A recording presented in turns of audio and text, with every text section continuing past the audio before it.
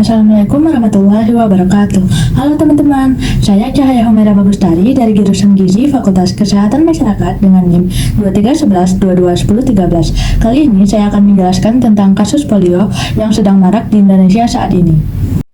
Nah, teman-teman tahu nggak sih, sekarang di Indonesia sudah terdapat 3 kasus polio yang dilaporkan. Yang pertama ada di Aceh Utara pada tanggal 3 Januari 2023. Yang kedua ada di Aceh juga, namun di Kabupaten Biruan pada tanggal 10 Januari 2023. Yang ketiga ada di Purwakarta, Jawa Barat pada tanggal 20 Maret 2023. Pada tahun 2015 dahulu, Indonesia dinyatakan sudah bebas polio. Namun di 2023 ini, kasus polio dinyatakan meningkat dikarenakan orang tua di Indonesia banyak yang tidak memberi anaknya imunisasi polio.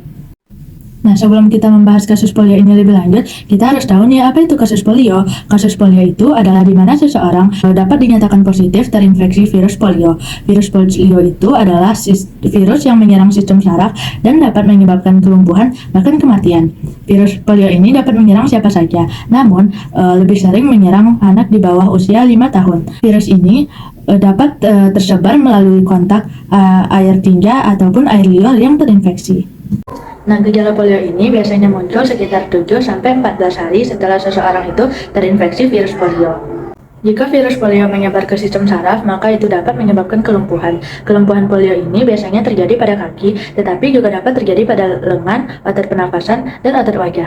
Berikut ini beberapa cara untuk mencegah virus polio. Yang pertama, ada vaksinasi polio. Vaksinasi polio ini diberikan kepada anak-anak dalam dosis 2 kali, yaitu pada umur 9 bulan dan umur 18 bulan. Yang kedua, menjaga kebersihan diri dan lingkungan. Yang ketiga, cuci tangan dengan sabun dan air mengalir.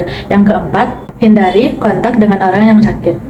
Jadi, hubungan gizi dengan kasus polio ini adalah yang pertama, virus polio lebih mudah menyerang sistem saraf pada anak-anak dengan yang gizi buruk. Yang kedua, anak-anak dengan gizi buruk lebih rentan terhadap penyakit infeksi lainnya. Pada kehumasan ini, ada yang biasa disebut dengan public relation atau PR. PR ini memiliki peran penting dalam menangani kasus polio yang ada di Indonesia. Peran PR yang pertama yaitu meningkatkan kesadaran masyarakat tentang bahayanya polio. PR dapat melakukan kampanye edukasi tentang polio melalui berbagai media seperti media massa, media sosial, dan media luring atau luar ruang. Kampanye edukasi ini bertujuan untuk meningkatkan kesadaran masyarakat tentang bahayanya polio dan pentingnya imunisasi polio. Yang kedua, PR dapat mendorong orang tua untuk memvaksinasi anak-anak mereka.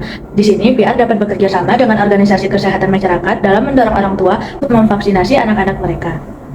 PR dapat melakukan kampanye edukasi tentang imunisasi polio dan manfaatnya bagi anak-anak. Yang ketiga yaitu membangun kepercayaan masyarakat terhadap pemerintah dalam menangani kasus polio ini. PR dapat membantu pemerintah untuk membangun kepercayaan masyarakat dalam menangani kasus polio. PR juga dapat melakukan komunikasi yang transparan dan terbuka dengan masyarakat tentang kasus polio ini dan upaya-upaya yang akan dilakukan pemerintah. Jadi, peran PR untuk menangani kasus polio ini ada 3, yaitu meningkatkan kesadaran masyarakat tentang bahayanya polio. Yang kedua, mendorong orang tua untuk memvaksinasi anak-anak mereka. Yang ketiga, membangun kepercayaan masyarakat terhadap pemerintah dalam menangani kasus polio. Berikut cara PR untuk menangani kasus polio yang ada di Indonesia. Yang pertama, melakukan konferensi pers untuk mengumumkan kasus polio. Terus, membuat video edukasi tentang polio. Selanjutnya, membuat iklan layanan masyarakat tentang polio. Terus, melakukan sosialisasi tentang polio di sekolah-sekolah. Dan bermitra dengan organisasi kesehatan masyarakat untuk melakukan imunisasi polio. Dengan peran PR yang aktif, diharapkan kasus polio di Indonesia ini dapat dikendalikan dan dicegah penyebarannya. Sekian video dari saya. Assalamualaikum warahmatullahi wabarakatuh.